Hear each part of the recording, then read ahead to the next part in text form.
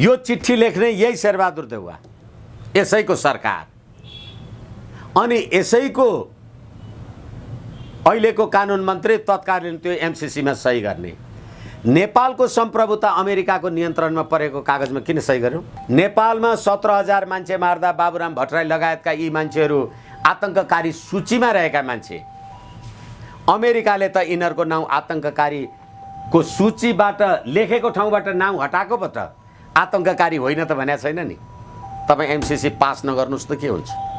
वरिष्ठ अधिवक्ता विष्णु भट्टराईज्यू, नागरिक अनलाइन टिभीमा हार्दिक स्वागत छ सर तपाईँलाई। हजुर धन्यवाद, नमस्कार। देशको पछिल्लो राजनीतिक घटनाक्रम कुरा गर्दा मुख्यतः अब मन्त्री परिषद जुन चाहिँ विस्तार हुन चाहिँ निकै समय लाग्यो होइन, लगभग 2.5 महिना नै भइसकेको छ, अन्ततः त्यो हुने सङ्घारमा छ भनेपछि अब चाहिँ शेरबहादुर देउवाजीको सरकार अर्थात् गठबन्धनले केही गति लिने हो कि भन्ने आशा हामी गरौँ? मर्निङ सोज द डे, बिहानी हेरेर दिउँसोको अनुमान लगाउन सकिन्छ भनेपछि यो सरकार बन्दाखेरि नै, जुन मैले त सधैँ भन्ने गरेको छु, फेरि पनि भन्दैछु, जुन यो गैर संवैधानिक भन्छु म, यो गैर प्रजातान्त्रिक नेपाली जनताको अभिमत बिनाको सरकार र अस्वस्थ विश्वासको मत, तपाईले प्रतिनिधि सभाबाट 165 संसद सदस्यको विश्वासको मत लिने भन्नुभयो, तर साँच्चै तपाईलाई 165 जना संसद सदस्यले विश्वास गरेको भए मन्त्री परिषद बनाउनलाई 3 महिना लाग्ने थिएन। त्यसकारणले प्रतिनिधि सभामा यो सरकारको हैसियत के रहेछ भन्ने थाहा भयो।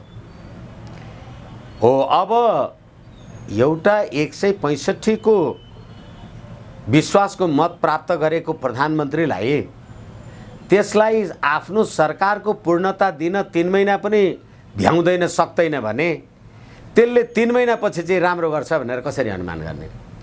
अब फेरि यही बिचमा एमसीसी वाला प्रश्न उठेको छ। सत्ताधारी गठबन्धन भित्रै, हजुर, नेकपा माओवादी भित्रै कोही एमसीसी पास गरेर लागू गर्नुपर्छ भन्छन्, कोही एमसीसी कुनै हालतमा पारित गर्नु हुँदैन भन्छन्। अनि एमसीसी को उपाध्यक्ष फातेमा सुमार भन्नुहुन्छ एमसीसी कुनै हालतमा संशोधन हुँदैन, अनि प्रधानमन्त्री भन्नुहुन्छ एमसीसी पारित गर्नुपर्छ। र अहिले परराष्ट्र मन्त्री जो अमेरिका यो 76औं राष्ट्र महासभामा भाग लिन पुग्नु भएको छ, उहाँले एमसीसी पास गर्ने कुरा गर्नुहुन्छ। अझ उदेकको कुरा त के भने, उहाँले जुन कुरा नेपालमा भन्न सक्नु भएन अमेरिकामा गएर भन्दै हुनुहुन्छ। नेपालमा त उहाँले आफ्नो निर्वाचन क्षेत्रमा गएर एमसीसी पास गर्ने कुरा गर्नुभयो, एमसीसी को पक्षमा कुरा गर्नुभयो भने त त्यहाँका जनताले नै आफूलाई लखेट लान् कि भन्ने खालको आशंकाहरू अभिव्यक्त गर्नुहुन्छ। भनेपछि अब यस्तो सरकारले हजुर नेपाल र नेपाली जनताको लागि के गर्न सक्ला?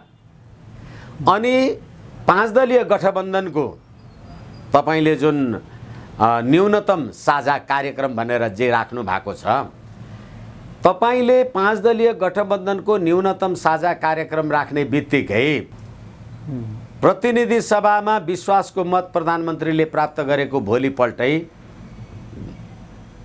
सरकार सञ्चालनको लागि न्यूनतम सहमति र सहकार्य गर्नुपर्छ, गठबन्धनको सदस्यहरू बस्नुपर्छ भनेर प्रचण्डजीले भन्नुभयो। हजुर, भने आजसम्म तपाईँ एउटा मन्त्री परिषद बनाउन सक्नुहुन्न र तपाईँहरूकै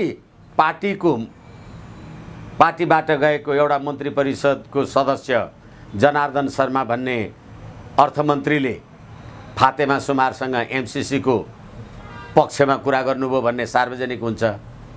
अनि त्यही पार्टीको अध्यक्षले एमसीसी संशोधन नगरिकन लागू नै हुन सक्दैन भन्नुहुन्छ भने यो सरकारले अब के को गति लिएला?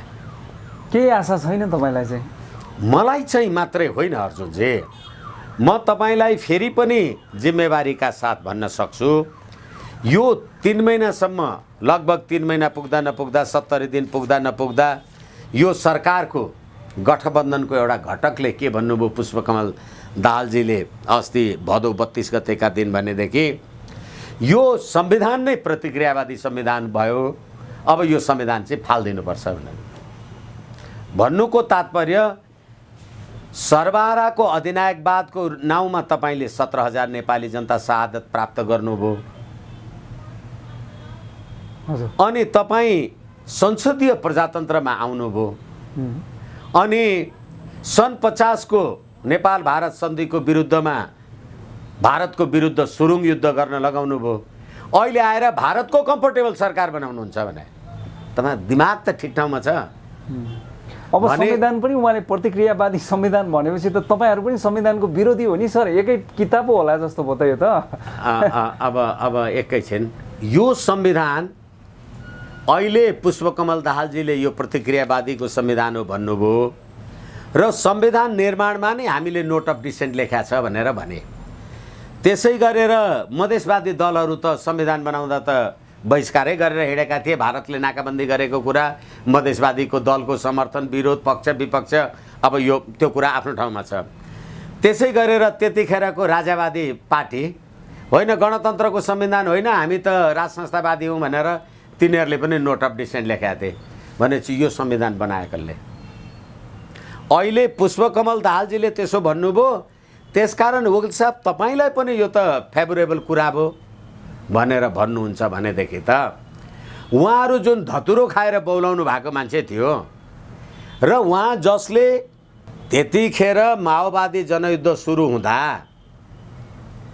माओवादी हुँ भन्ने मान्छेहरूको टाउको काटेर झोलामा हालेर लिए, त्यही झोलाभरि पैसा लिएर जा भन्ने शेरबहादुर देउवानी प्रधानमन्त्री थिएनन्। अहिले टाउको काटेर झोलामा हाल्ने र झोलाभरि पैसा हालिदिने एकै ठाउँमा छन् भनेपछि त्यो संविधान कसको बल ताकत र क्षमतामा बनेको रहेछ। हामीले अथवा मैले जुन कुरा संविधान निर्माण होइन कि संविधान सभाका बखतदेखि जे भनेको थिएँ आज आएर त उहाँहरूले पनि त्यही भन्नुभयो। मधेसवादी दलहरूले त यो संविधान पटक पटक संविधान चाहिँ जलाउनुहुन्छ, तर यही संविधानको शपथ ग्रहण गरेर मन्त्री उप प्रधानमन्त्री चाहिँ हुनुहुन्छ। नैतिकता, इज्जत, प्रतिष्ठा के? हिजो तपाईँले गणतन्त्रको संविधान उत्कृष्ट भन्नुभयो पुष्पकमल दाहालजीले, अहिले प्रतिक्रियावादी भन्नुभयो भने त्यस्ता त्यस्ता मान्छे बसेर बनेको यो अहिलेको गठबन्धनको सरकार यसले गति लिन्छ भनेर आशा गर्नु नै व्यर्थ छ। भट्टराई सर, यो सँगसँगै जस्तो गठबन्धनको यात्रा अगाडि बढ्ने क्रममै यतापट्टि चाहिँ प्रमुख प्रतिपक्षमा पुग्नुभएका पूर्व प्रधानमन्त्री केपी शर्मा ओलीज्यूको दल नेकपा एमालेसँग पनि प्रधानमन्त्रीज्यूले अलिकति चाहिँ सामिप्यता खोजेको हो कि भनेर बार बार चाहिँ उहाँले चाहिँ त्यहाँ आफ्ना दूतका रूपमा चाहिँ कानुन मन्त्रीलाई पठाइराख्नु भएको छ ओलीजीलाई भेट्नको लागि। तेस्रो चोटि कम्तीमा भइसक्यो। यसलाई के हेर्ने, उहाँहरू अर्को गेममा पनि हुनुहुन्छ कि प्यारालाली भन्छन् नि? यो वास्तवमा के भने तपाईँ हामीलाई झुक्क्याउन खोजेको कुरा हो यो। केपी शर्मा ओलीजी आफू सत्तामा हुँदा पनि एमसिसी अगाडि बढाउने काम गरेन भनेर सभामुखसँग चिडिनुभयो।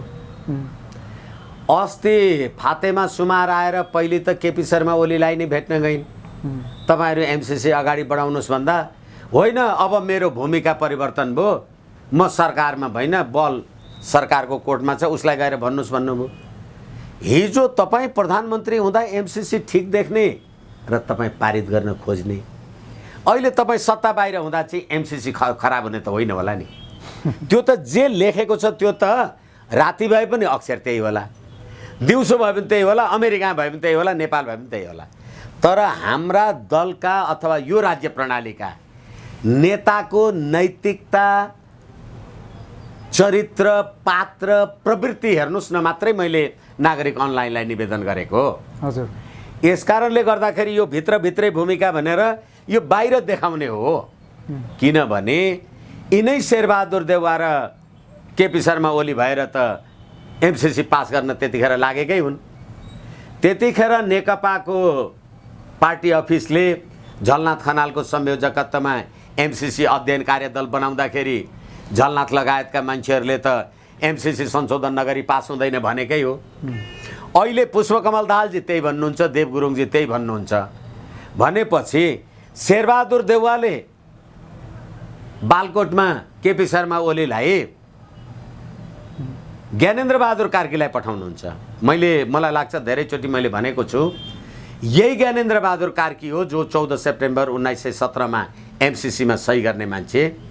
त्यो एमसिसीको बारेमा अहिलेको पुष्पकमल दाहालको सरकारले एमसिसीलाई के सोध्यो थाहा छ? अस्ति भदौ 18 गते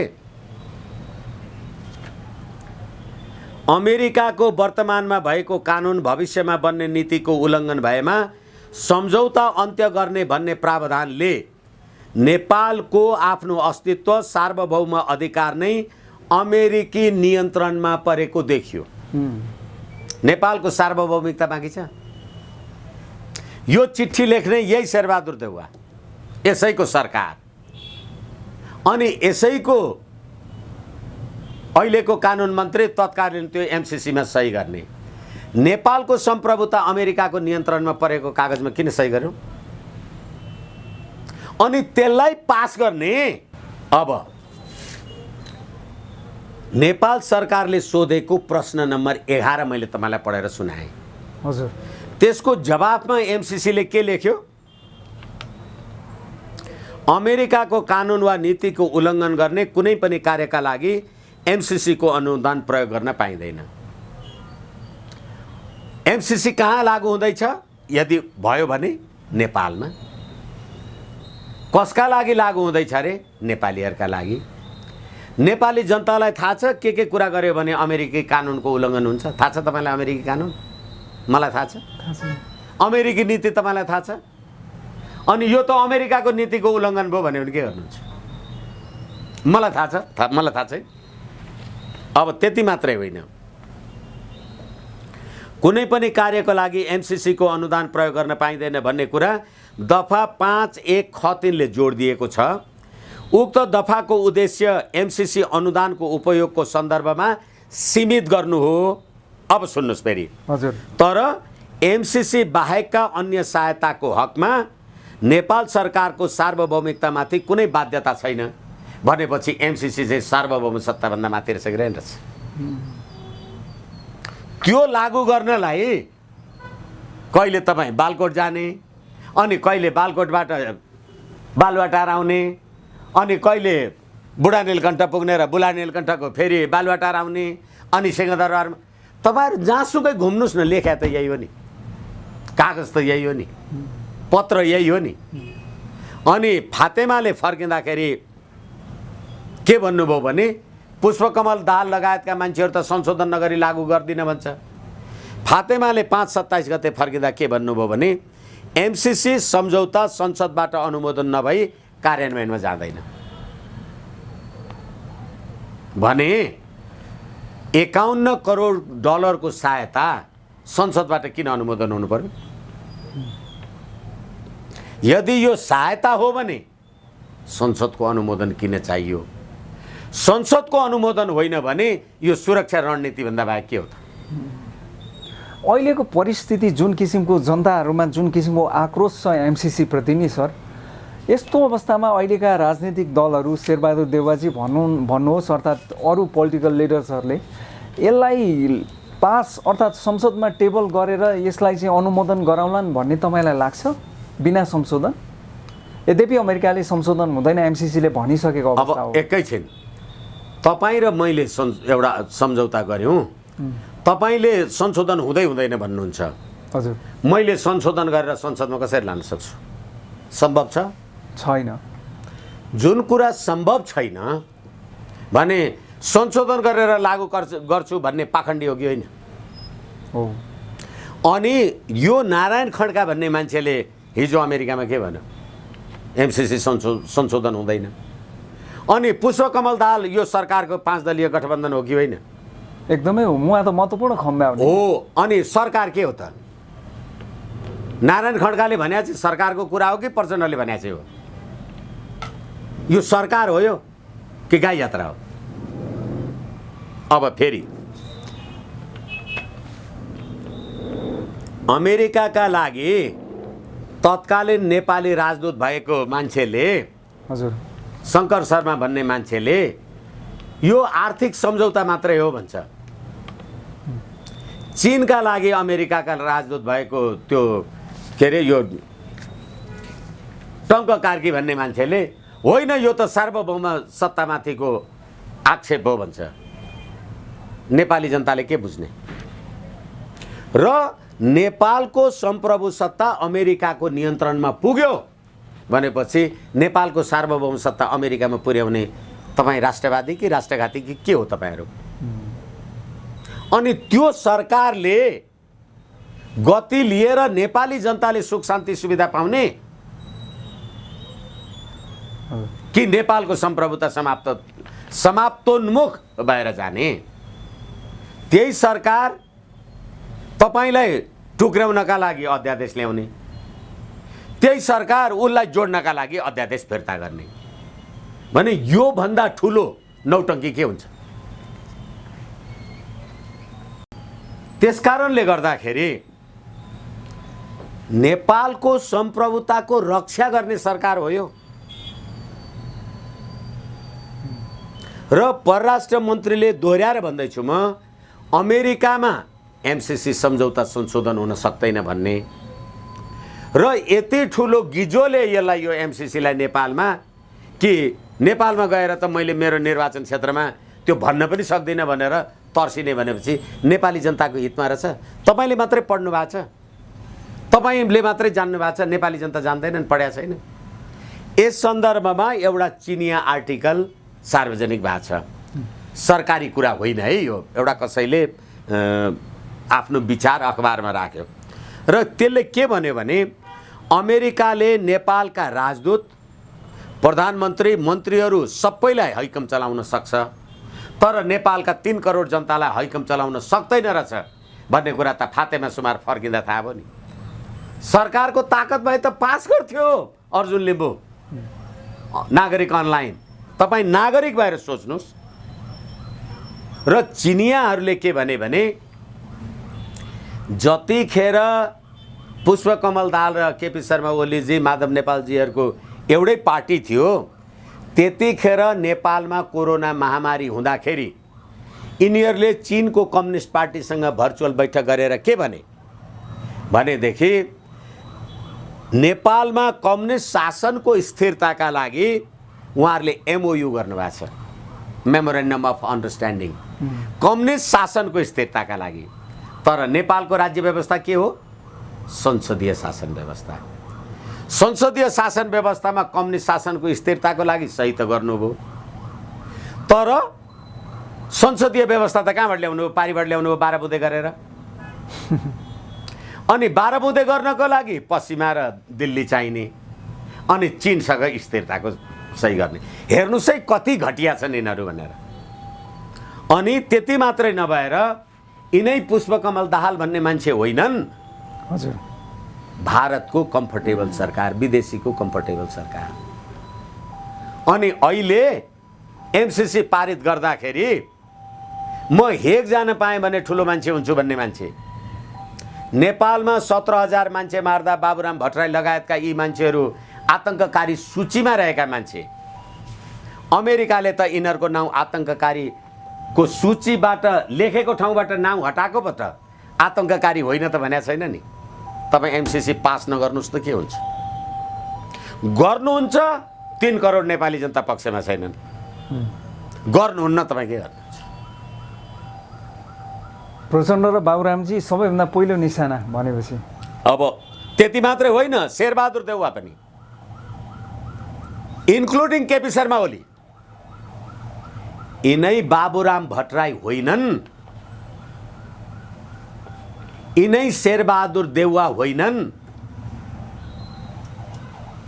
नेपालको बुढी गण्डकी प्रोजेक्ट 2017 मै चीनको गेजुवा कम्पनीलाई दिनुभएको थियो। त्यतिखेरका प्रधानमन्त्री शेरबहादुर देउवाले बुढी गण्डकी प्रोजेक्टबाट गेजुवा कम्पनीलाई हटाउनु भयो र अर्को कम्पनीलाई दिनुभयो, चिनिया कम्पनीलाई हटाउनु भयो। र त्यो चिनिया कम्पनीलाई हटाएको जुन साल हो 2017, त्यही साल उहाँले अमेरिकाको एमसीमा सही गर्नुभयो ज्ञानेन्द्र बहादुर कार्कीलाई पठाएर। हेर्नुहोस् है, अनि अहिले एमसिसी सही गरेको त 4 वर्ष भयो। 4 वर्ष पछाडि शेरबहादुर फेरि प्रधानमन्त्री भए। शेरबहादुर प्रधानमन्त्री भएपछि फेरि एमसिसी आयो। अघि चीनलाई निकालेको थियो नि तिमीले 4 वर्ष अगाडि गेजुवाबाट। अनि त्यो बुढी गण्डकी प्रोजेक्टमा केपी शर्मा ओली, शेरबहादुर देउवा र पुष्पकमल दाहाल प्रचण्डले 9 अर्ब घुस खाएका छन्, भ्रष्टाचार गरेका छन्। प्रमाण दिन सक्छु, सकिन भने झुन्डिन तयार छु भन्ने यही बाबुराम भट्टराई होइन। अहिले अब एमसिसी पास नगर्नुहोस् त। हिसाब किताब सुरु। हिसाब किताब सुरु मात्रै होइन अर्जुनजी, मिलेनियम च्यालेन्ज कर्पोरेसन के भने? एमसिसी भनेको के? Millennium challenge corporation. म अङ्ग्रेजीको जानकार मान्छे होइन है, तर मैले बुझेसम्म मिलेनियम च्यालेन्ज कर्पोरेसन भनेको शताब्दी चुनौतीका लागि गठबन्धन। नेपाललाई शताब्दी चुनौती, कोसँग चुनौती छ नेपालको मलाई भन्नुहोस् त? संसारका कुन राष्ट्रसँग हाम्रो चुनौती छ?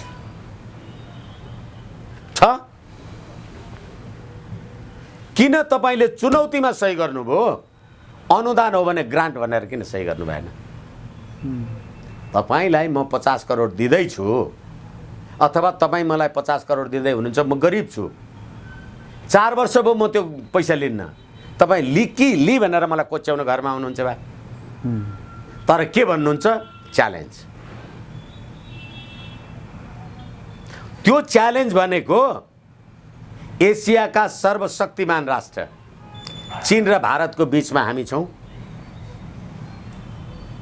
भारतलाई एमसिसी आपत्ति छैन, अनि चीनसँग त तपाईँले बेल्ट एन्ड रोड इनिसिएटिभ सैछाप गर्नुभएको छ। हजुर। अनि अमेरिकाको चुनौती छ भने त चीनसँग चुनौती छ नि। अनि नेपालमा रेलवे लाइन बनाउनका लागि त रसुवा केरुङ काठमाडौँ चीनको, अनि नेपालमा बिजुली बाल्न र कालो पत्र बनाउन पनि त रसुवा केरुङ काठमाडौँ। अनि त्यहाँ चीनका बीआरआईका कर्मचारी र त्यहाँ अमेरिकाका एमसिसीका कर्मचारी भएपछि तपाईँको देश अफगानिस्तान नभएर के हुन्छ? 50 करोड डलर नहुँदा तपाईँ भोकले मर्नु भएको छैन। अनि नेपालमै एमसिसीको बारेमा चुँ बोल्न नसक्ने अमेरिका गएर चाहिँ तपाईँ संशोधन हुन सक्दैन भन्ने। जस्तो नि यो अर्को कुरा म तपाईँलाई भनौँ, हजुर, यही सरकारका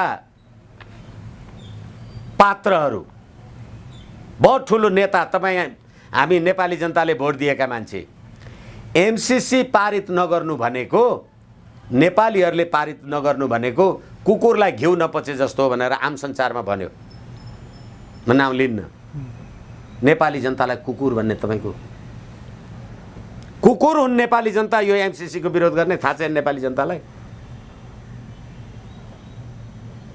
अनि यो कुलङ्गार यस्तो सरकारले अब गति लेला, अब त कोनी के भयो खै अर्जुनजी, मैले त देख्दिनँ। भट्टराई सर, अब जस्तो राष्ट्रिय सङ्घको जुन महासभाको मिटिङमा जानको लागि सरकारको प्रतिनिधित्वको रूपमा परराष्ट्र मन्त्रीज्यूको जुन रातारात नियुक्ति भयो, उहाँको ब्यागेज पनि ओलीजीको भाषामा भन्दाखेरि रेडी रहेछ होइन, उहाँको सुटकेस पनि बोकेर जानुभयो डाक्टर नारायण खड्काज्यू। उहाँ राष्ट्रसभाको बैठकको लागि जाँदाखेरि धेरै कुराहरू आए, जस्तो एमसिसीको कुरा तपाईँले पनि निकाल्नुभयो। उहाँले चाहिँ गलत प्रचार भयो भन्ने हिसाबले उहाँ बोल्नु पनि भएको छ। अब राष्ट्रसङ्घको मिटिङ सँगसँगै परराष्ट्र मन्त्री डाक्टर नारायण खड्काले चाहिँ अमेरिकामा यो एमसिसीका कुरालाई पनि र एमसिसीको सन्देश पनि लिएर आउने सम्भावना कति? शून्य। तपाईँले ल्याउनु भयो भने तपाईँको त्यो क्याबिनेट अथवा तपाईँको त्यो शेरबहादुर देउवा भन्दा बाहिर निकाल्न सक्नुहुन्न। मैले तपाईँलाई एउटा चिनिया आर्टिकलको बारेमा अहिले पढेर सुनाएँ। 3 करोड नेपाली जनताले भन्यो अरे म भोकै बस्छु, तपाईँ मलाई दुध भात खुवाउन किन आउनु भएको छ? मेरो मायाले आउनु भएको छ कि चीनसँगको चुनौतीलाई प्रयोग गर्न, मेरो भूमि प्रयोग गर्नका लागि अमेरिकाको भौगोलिक राजनीतिक रणनीतिक अन्तर्गत यो काम गर्नुभएको छ? भूगोल त तपाईँ सारेर अमेरिका पुर्याउन सक्नुहुन्न नि, पाकिस्तान अफगानिस्तान पुर्याउन सक्नुहुन्न नि। चीनको भौगोलिक अखण्डता, चीनको भौगोलिक सुरक्षामाथि तलमाथि गर्नु पर्यो भने त नेपालै प्रयोग गर्नुपर्छ नि। होइन भने फातेमा सुमारले तपाईँ एमसिसी प्रयोग गर्नुहुन्न भने संसारको सहयोग रोकिदिन्छु भन्नुभयो। मलाई भोक लागेको छ, मैले भात खाइनँ, तपाईँले दिएको पैसा मैले लिइनँ, तपाईँ किन मेरो अरू सहयोग रोक्नुहुन्छ? सहयोग हो भने तपाईँ च्यालेन्ज किन भन्नुहुन्छ? यो राज्य प्रणाली नै वास्तवमा नेपाल र नेपाली जनताको हितमा छैन। हिजो एउटा अस्तिको दिन एउटा संयुक्त राष्ट्रिय जनआन्दोलन मोर्चाको कार्यक्रम थियो हाम्रो। त्यसमा मैले नारा लेखेर त्यहाँ अफिसमा टाइप गर्न दिएको थिएँ हाम्रो त्यो मोर्चाको सेक्रेटारिएटमा, असंलग्न परराष्ट्र नीति लागू गर भनेर। किनभने यता बिआरआई भनेर चीनको आँखा तारो, उता एमसिसी भनेर अमेरिकाको तारो भनेपछि नेपालको असंलग्न परराष्ट्र नीति कहाँ पुग्यो, त्यसलाई बलियो बनाऊ भनेर नारा लगाएको, नारा मैले लेखेर दिएँ। त्यो छापेर आउँदाखेरि भरे जुलुसमा नारा लाउँदा के लाउँछ थाहा छ? असंलग्न परराष्ट्र नीति खारेज गर। किन खारेज गर? त्यतिखेर यहाँ माइतीघर मण्डलामा सी जिनपिङको फोटो र चीनको झन्डा डढाउँछ। कहाँसम्म पुगेको रहेछ त्यो घुसपैठ।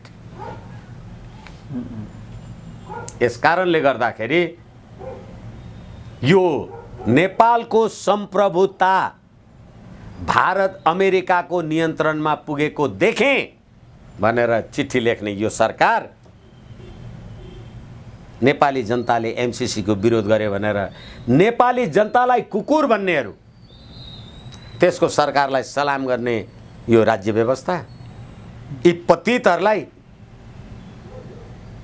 त्यस कारणले गर्दाखेरि मलाई लाग्छ यो सरकारले दुर्गति लिने हो, गति त केही लिन्छ जस्तो लाग्दैन। भट्टराई सर, जस्तो शेरबहादुर देउवाजी 5औं पटक प्रधानमन्त्री भएसँगै जस्तो छिमेकी राष्ट्रसँग खास गरिकन चीनको यो सीमा विवादको कुरा अहिले धेरै उछालिएको पनि छ।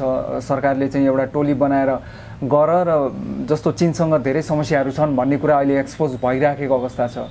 यसलाई कुन रूपमा लिने? यसलाई सुनियोजित रूपमा लिने कि एउटा स्वाभाविक हाम्रो साँच्चै त्यहाँ समस्या छ भन्ने हिसाबले लिने सर?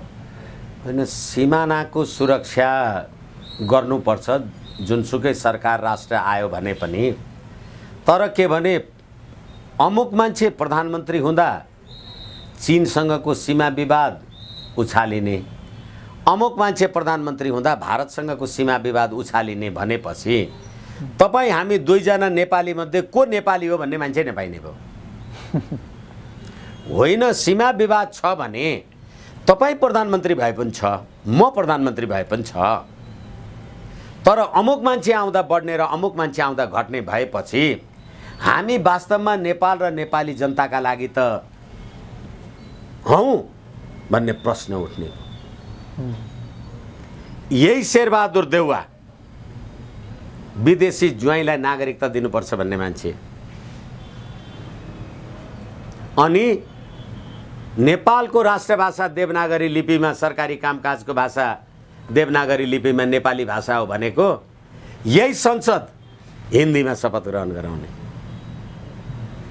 भोलि तपाईँले विदेशी ज्वाइँलाई नागरिकता दिनुभयो भने उसले त संविधान छुएर शपथ ग्रहण गर्ने त होइन, म नेपाली हिन्दी जान्दिनँ, अङ्ग्रेजीमा बोल्छु र बाइबल छुएर शपथ ग्रहण गर्छु भन्यो भने के गर्नुहुन्छ? बाँकी छ देश। त्यस कारणले गर्दाखेरि यो सरकार होइन, यो सत्ताको नै अन्त्य अवश्यम्भावी छ। नभएदेखि यिनीहरू आफैले लेख्यो कि नेपालको सार्वभौमिकता अमेरिकाको नियन्त्रणमा पर्यो। कसले पार्यो? यही शेरबहादुर देउवाको सरकार, यही ज्ञानेन्द्र बहादुर कार्कीले सही गरे कागज एमसिसी। अघिल्लो चोटि भनौँ न, होइन, अघिल्लो 14 सेप्टेम्बर 2017 भने तपाईँ के कागजमा सही गरे भन्ने कुरा 4 वर्ष पछाडि मलाई सोध्ने, मेरो देशको सम्प्रभुता म को हुँ भनेर अमेरिकालाई सोध्ने, नेपालको सम्प्रभुताको बारेमा विदेशी शक्ति राष्ट्रलाई चिठी लेखेर सोध्ने तिमीहरू नेपाली हौ अनेपाली हौ के हो तिमीहरू? त्यसकारणले यस्तो यो परमादेशको सरकार यिनीहरूको कुनै औचित्य वाञ्छनीयता आवश्यकता केही पनि छैन अथवा नभएको कुरा चाहिँ देखियो भनेर भन्न सकिन्छ यो सबै गतिविधिको कारणले गर्दा। त्यसकारण सरकारले गति लियो गति लिएन भन्ने कुरा यो मलाई लाग्छ यसबाट कुनै गति लिने कुरा पनि छैन र मलाई लाग्छ यो सरकार नेपाल र नेपाली जनताको हित र पक्षमा पनि छैन। सर अब एउटा यस जुन एउटा राजनीतिक अहिलेको अस्थिरता भनौँ अर्थात् यो एउटा उल्झनको समय जुन गुज्रिराखेको छ यो बेला अर्को एउटा धार जुन चाहिँ जस्तो तपाईँको पनि आस्था नै छ राजसंस्थावादी हो नि तपाईँ त हो त्यो विषयमा अहिले राजाका कुराहरू धेरै नै उठिराखेका छन्। त्यो अब चर्चा चाहिँ ज्यादा छ तर त्यसलाई ठ्याक्कै परिणाम छैन त्यसको। किन यस्तो? मान्छे भोको भएको पनि देखिँदैन अघाएको पनि देखिँदैन। त्यसकारणले गर्दाखेरि अहिले हामीले सडकमा सार्वजनिक रूपमा जे देखिराखेका छौँ जनता यो राज्य व्यवस्थाद्वारा प्रताडित भए र नेपाली जनताको हित समुन्नति हुन सकेन। अब एमसीसी जस्ता अथवा ललिता निवास जस्ता ट्रान्सपरेन्सी इन्टरनेसनल जस्ता स्विस ब्याङ्कमा अरबौँको सम्पत्ति नेपालीहरूले जम्मा गर्ने कुराहरूले गर्दा अपराधीको राजनीतिकरण र राजनीतिको अपराधीकरणको कुराले गर्दा जनता वाक्क ब्याक्क भएको कुरा अब सडकमा देखिँदैछ। हजुर भने त्यो म्याच्योर हुन त समय लाग्छ र त्यो आफ्नो ठाउँमा म्याच्योर भइराखेको छ भन्ने कुरा बुझे हुन्छ। यसलाई पनि समय लाग्छ भने हरेक कुरालाई समय लाग्छ नि। यो त कुनै चट मग्ने पटसादी भने जस्तो त कुरा होइन नि। अथवा तपाईँले घरमा उमेर पुगेको जवान छोराको बिहा गरिदिनु भयो र आज दुलै लिएर आउनुभयो भने भोलि नै नाति पा भन्यो भने त भ्याउँदिन नि। समय त चाहियो 9 महिना चाहियो अनि चाहिन्छ। अब त्यो र 9 महिना पछाडि सधैँ जन्मिन्छ जन्मिँदैन के ठेगान नि। तर समय अति बलवान भए वीर पतङ्ग समान भन्छ। त्यसैले अहिले हिजो पुष्पकमल दाहाल प्रवृत्तिहरू 17,000 मान्छे मार्दा भारतको विरुद्धमा सुरुङ युद्ध खन्ने मान्छेहरू आज भारतको एसडी मुनिसँग खुट्टा ढोगेका कुरा त भर्खर त्यतिखेरका युवाहरूलाई थाहा हुँदैछ नि। अनि त्यो विचार पाक्न त समय चाहियो नि। हुन्छ सर, अमूल्य समय दिनुभयो। यहाँको गहन विचार विश्लेषणका लागि पुनः एकपटक धेरै धेरै धन्यवाद सर। हस्, मलाई मेरा कुरा राख्ने अवसर दिनुभयो। नागरिक अनलाइन टेलिभिजनलाई हार्दिक नमन प्रणाम धन्यवाद नमस्कार।